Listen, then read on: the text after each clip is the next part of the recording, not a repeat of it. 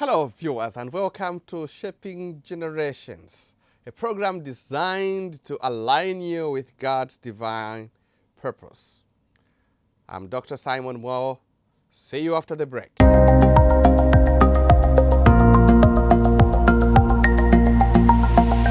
Welcome to Shaping Generations with Dr. Simon Muwowo. This week we want to continue with the questions God asks us and dealing with the same question that we addressed last week. What is in your hand? And we are reading from Exodus chapter 3, verse 7 to 10, and we will also read chapter 4 from verse 1 to 13. The Lord said, I have indeed seen the misery of my people in Egypt. I have heard they are crying out because of their slave drivers. I am concerned about their suffering.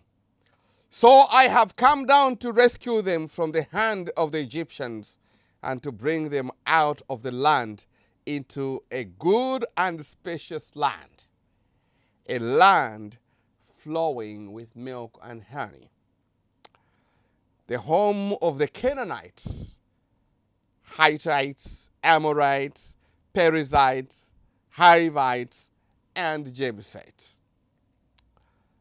And now the cry of the Israelites has reached me, and I have seen the way the Egyptians are oppressing them. So now, go. I am sending you to Pharaoh to bring my people, the Israelites, out of Egypt. Chapter 4. So Moses answered, what if they do not believe me or listen to me and say, the Lord did not appear to you? The Lord said to him, what is in your hand? A staff, he replied. The Lord said, throw it on the ground. Moses threw it on the ground, and it became a snake, and he ran from it. Then the Lord said to him, reach out your hand and take it by the tail. So Moses reached out and took hold of the snake, and it turned back into a staff in his hand. This, said the Lord, is so that they may believe that the Lord, the God of their fathers, the God of Abraham, the God of Isaac, and the God of Jacob, has appeared to you. Then the Lord said, if they do not believe you or pay attention to the first sign, they may believe the second one. But if they do not believe these two signs or listen to you, take some water from the Nile and pour it on the dry ground. The water you take from the river will become blood on the ground. So Moses said to the Lord, pardon your servant, Lord. I have never been eloquent, neither in the past nor since you have spoken to your servant. I am slow of speech and tongue. The Lord said to him, who gave human beings their mouths? Who makes them deaf or mute? Who gives them sight and makes them blind? Is it not I, the Lord? Now go. I will help you speak and will teach you what to say. But Moses said, pardon your servant, Lord. Please send someone else. What is in your hand? Part 2. So last week I addressed the subject that there are two worlds that a human being has as opposed to animals. I gave reference to one of the theological systematic scholars and anthropologists, Hufhard Pennenberg. And he addressed two important aspects. He said a human being, when he goes into the forest, he doesn't perceive the forest as a forest but he sees an opportunity to transform the forest into something that is conducive for him. So a human being has creative power, which he derives from his creation in the image of God. So a human being is open to God, Pen and Beck said, and he is also open to the world. So he uses his openness to God in order to transform the world into a better place. So when a human being goes into the bush, he starts to transform and make cities and roads, and he does everything so for good. But an animal is different from a human being. When an animal is in the forest, it only sees it as a forest which is conducive for itself and its young ones. That's all. Moved by instincts, this is a good environment for me. So that is totally different. So a human being, whatever they have, has got transformation power. They can transform it into something useful. And so when God wanted to send Moses to Egypt to deliver the children of Israel, and Moses didn't seem to be prepared to carry on that task, the Lord asked him a question. What is in your hand? Now, Moses used to move with a staff. And Moses simply said, a staff. And then the Lord said, okay, can you throw it on the ground? When he threw it to the ground, the staff turned into a snake, and he ran away from it. And the Lord then instructs him, he says, can you pick it from the tail? Pick the snake from the tail. And the snake turned back into a staff. What does the Lord say? What the Lord is saying here is that what we have in our hands has transformational power to deliver. We, as God's creation, should use everything we have in our hands, our abilities, our talents, our skills. We use them to transform the world, make it better, deliver ourselves from poverty and disease. Work with our own hands and make something better. With Moses' challenge, that staff was a symbol of leadership. Just as he used it to shepherd the sheep, he says that staff is not only meant to shepherd the sheep, you will take it to shepherd my people and drive them out of Egypt. Lead them out of Egypt into a promised land of milk and honey. But Moses, knowing that the Lord had beaten him from every side, he said, pardon me, Lord, I do not know how to speak.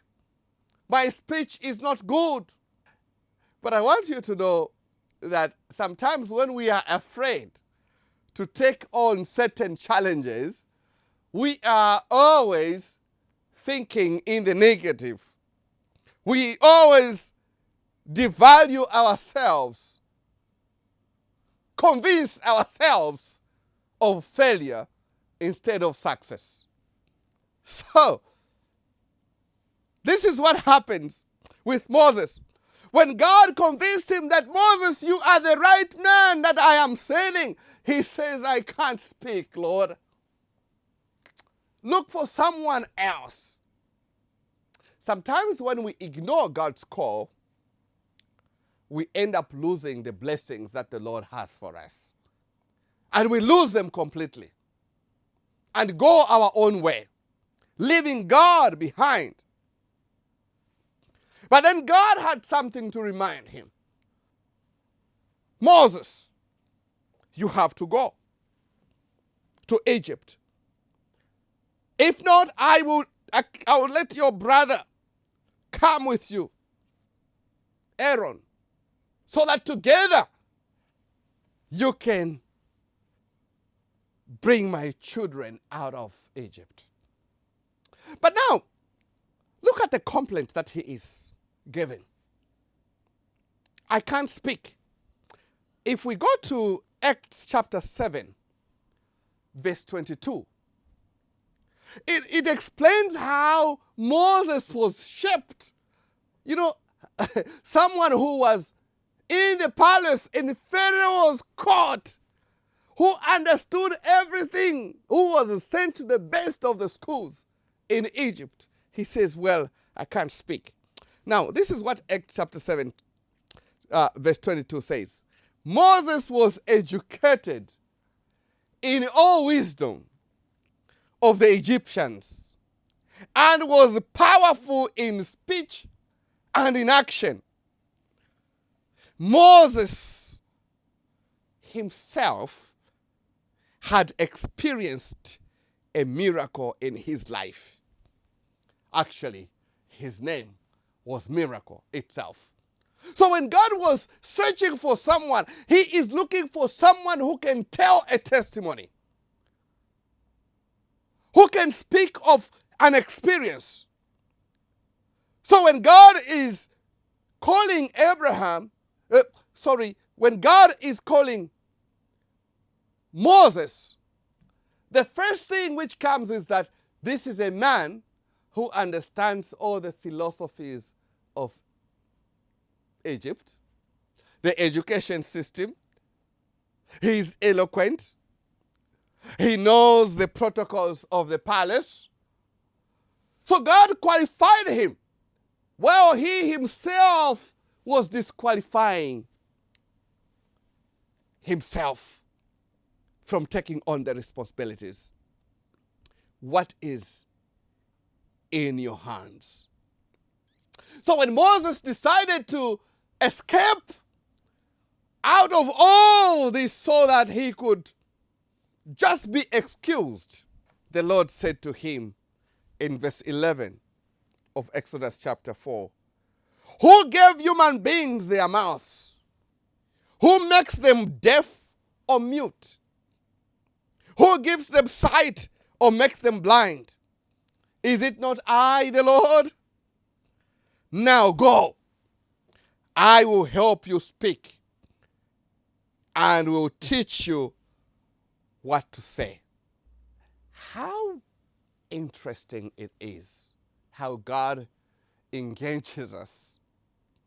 Sometimes we want to ignore God, but he knows us by name. He knows your abilities. He knows what you can do, and he knows what you can't do. All the Lord requires is for you to rise up above your inadequacies and work in accordance with his will. Today, we are failing to carry out the mission of Jesus Christ around the world. Reason is very simple.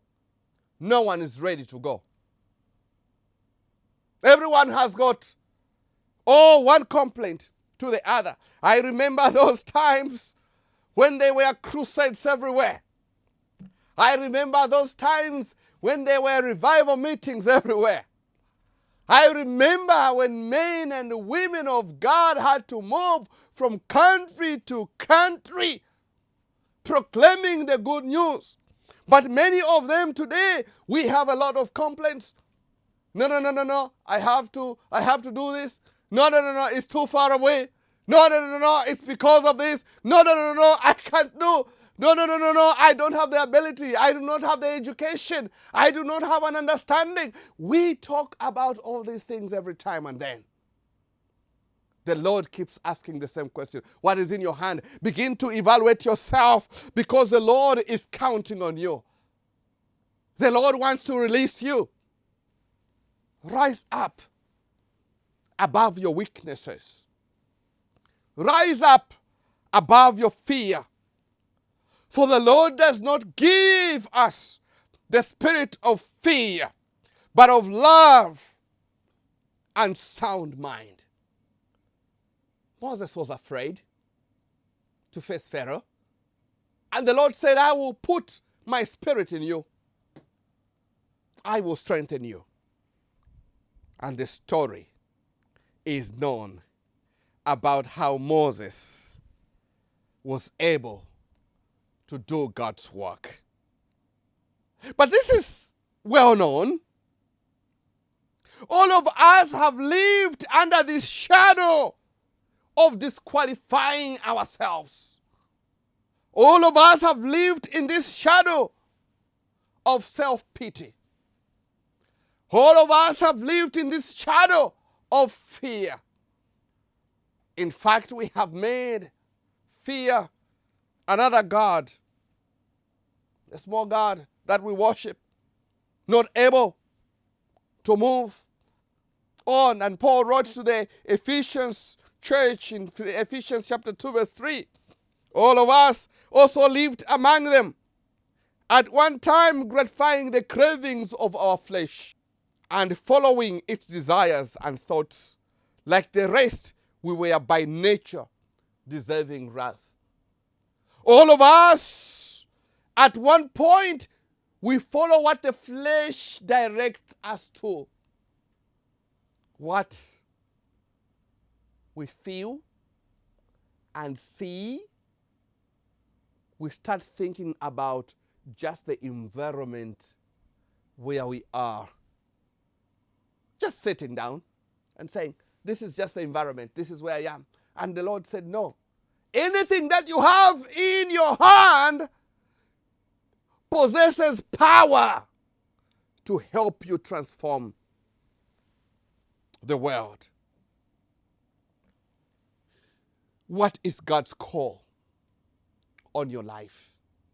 What is your response to that call of God in your life? Does it frighten or empower you to know that God has called you? Does God ever call someone without equipping them? Look at Moses. For 40 years, he was being raised to be a prince and a leader. For 40 years, in Pharaoh's court, he was being raised to be a leader of the people, trained in every way. When he ran away from Egypt, he was in the desert for 40 days. For 40 years, he was there again, learning to be a shepherd. For 40 years. And after those 40 years, he was 80. Then the Lord showed up.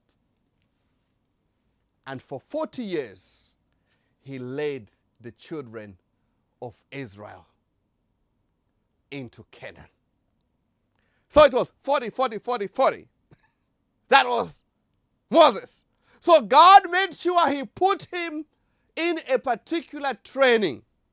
And those experiences were the ones that he held in his hands with boldness, with confidence. He led the children out of Israel. What is in your hand, my friend? Do you find it hard to know what you have? A talent? An education? Anything you may think of. When you use it wisely, things will be greater than you can ever think, ask, or imagine. See you next time. God bless you.